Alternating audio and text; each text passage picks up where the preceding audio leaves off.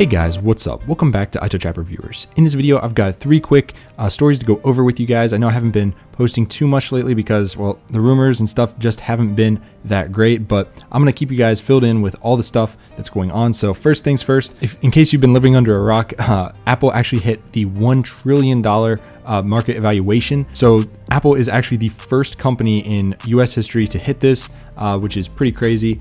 Their closing share price was $207, and that basically hit them to the over $1 trillion valuation. So it doesn't really mean anything for us as consumers necessarily.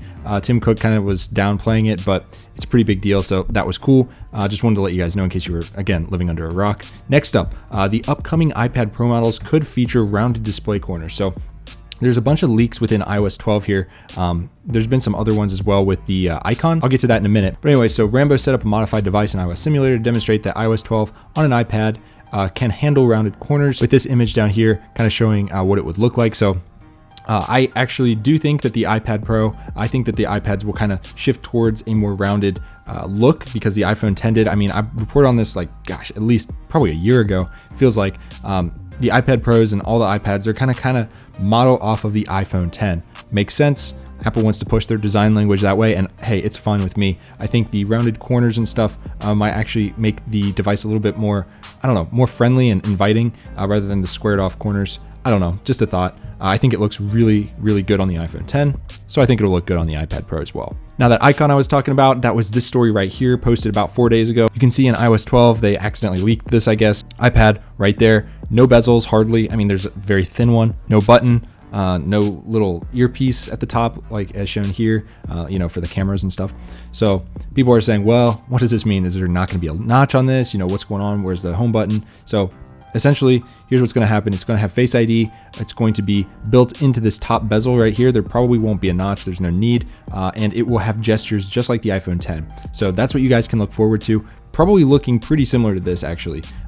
This is probably going to be what it looks like. Very thin bezels. Again, you gotta have them just to kind of hold the device. But if you look closely here, you can see this bezel and this bezel are pretty much the same. And this bezel goes all the way around. So you guys can just imagine, if you have an iPad right now, take a look at the side bezels. Imagine that all the way around. It's going to look pretty freaking cool.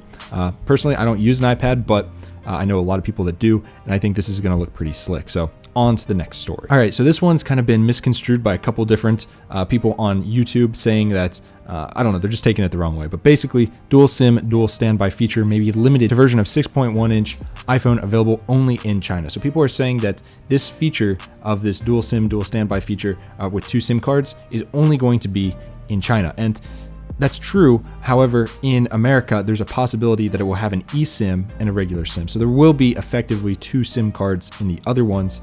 It's just the China ones. Apparently in China, a lot of people use actually 2 SIMs, like physical SIM cards. So it makes sense. Apple has been catering to China like out the ass. It's kind of creepy, especially with their new data centers and stuff. If you guys didn't hear about that, I might do a video on it. But if you're in China, just be aware, Apple is catering to the Chinese government needs, which is probably not a good sign for, you know, censorship and Chinese government looking through people's stuff. So just be aware of that. But a lot of the smartphone market is in China, so I guess Apple will do anything for some money.